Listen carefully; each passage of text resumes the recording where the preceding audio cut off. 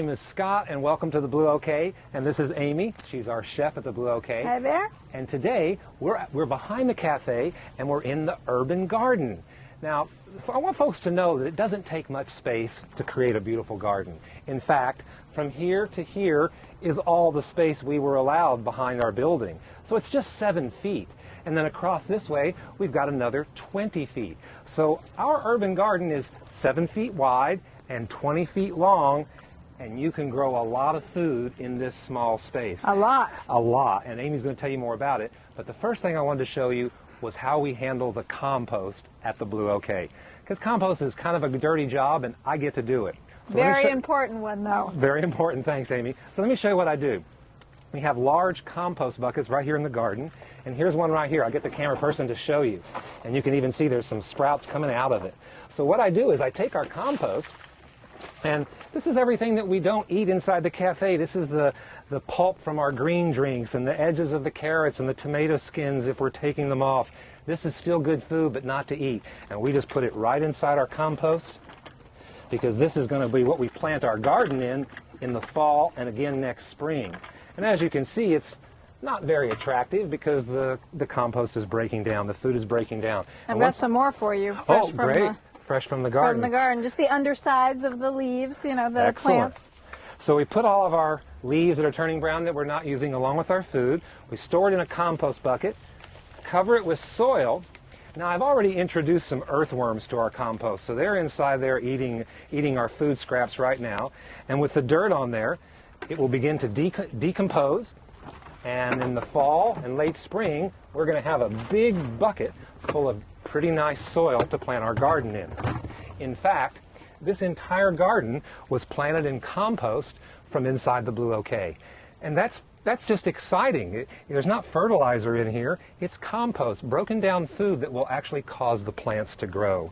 So, and some tomatoes even like your whole compost scraps right in the bottom of their bucket. You can put them right into the bucket sometimes. Yep. So there's a lot you want to do with your food scraps. You want to turn them into compost, return them to the soil, and then grow your food in it. It's a full loop of sustainability and highly recommended. Now I'm going to go in the back of the garden and do a little weeding, and Amy's going to tell you a little more about our plants here. Well, yeah, I'm excited.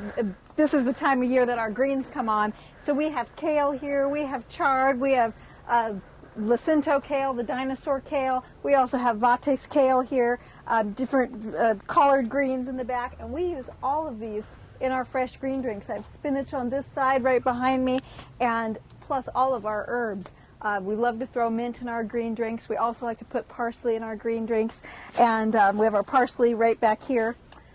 We have lettuce behind us and a bunch of herbs over on this side. Awesome. And we use so much lettuce at the cafe. We serve so many salads that we actually made a second tier out of rain gutters. We just took some rain gutters, mounted them right here on top. Works really well. And lettuce roots don't run very deep, so they don't need too much space. As long as you put some good soil in there, you can grow a second tier of lettuce in a limited space in something as simple as some rain gutters. So we've got those mounted up there, and another tier of lettuce down below. And Amy, what's good is that because of the way we've put the gutters here on the wall, the sun goes away pretty quick. The lettuce doesn't get much sun. It gets a little bit of early sun, morning sun, but that's really all it needs. So the lettuce is vibrant and strong throughout the day because it's not wilting in the sun. Right. So if you plant your lettuce where it doesn't get as much shade, or in a gutter like we did, or in a gutter against the wall, you're doing good. Right, it's really true. Lettuce likes a little bit of sun, but not too much. Not too much. You want to find the spot where it's happy.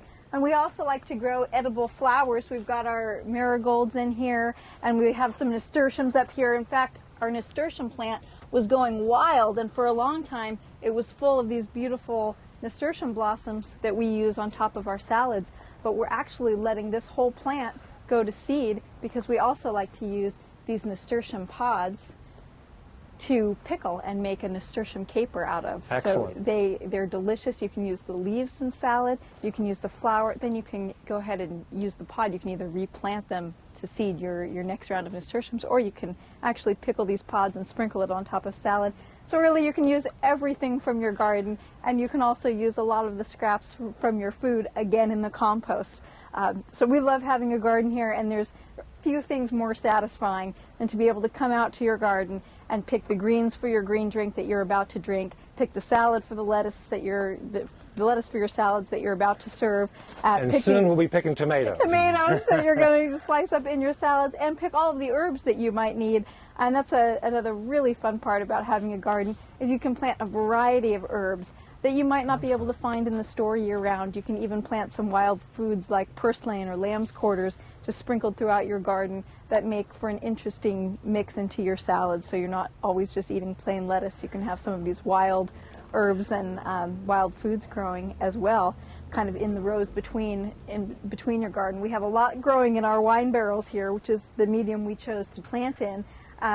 We did redwood box along this side, but wine barrels along this side filled with dirt, and we'll have peppers with marigolds with a pot of tomatoes on top, and then down in front, already got some flowers. peppers happening right here. Beautiful. Little Beautiful. banana peppers. Yeah, our peppers were a little slow to start this year because we had a cooler spring, but now they're getting the summer heat and really starting to take off along with our tomatoes. But of course, the lettuce loved the cooler weather, and so did the kale. So we've got the lettuce and kale and greens are really happy down on this side. And Amy, over here, this is the spinach we planted last winter. So It's winter spinach. It started to bolt. It's going to seed. Yeah. But we haven't removed it yet because there's still really good spinach leaves coming off the spinach, which occasionally we pick for green drinks and even for our salads. Yeah. We'll pull the spinach soon, and we'll plant something else because it's in the bright sun. Spinach is a cool weather crop. Right. But even though it's gone to seed and it's bolting, we're still harvesting some of it because we have the space and we want the spinach. And who can throw spinach away when it's sitting right there, that green and delicious? You end up just eating it until until you can't eat anymore. So we just want to encourage all of our viewers to plant your food if you can, and then watch Amy's recipes and make your food when you can. It's more satisfying, it's less expense, and you can invite other people to do it with you. It's fun to have multiple people working in the garden and multiple people that you eat with as well. So it's one of the things I love about a garden. It's worth doing just because it's worth doing.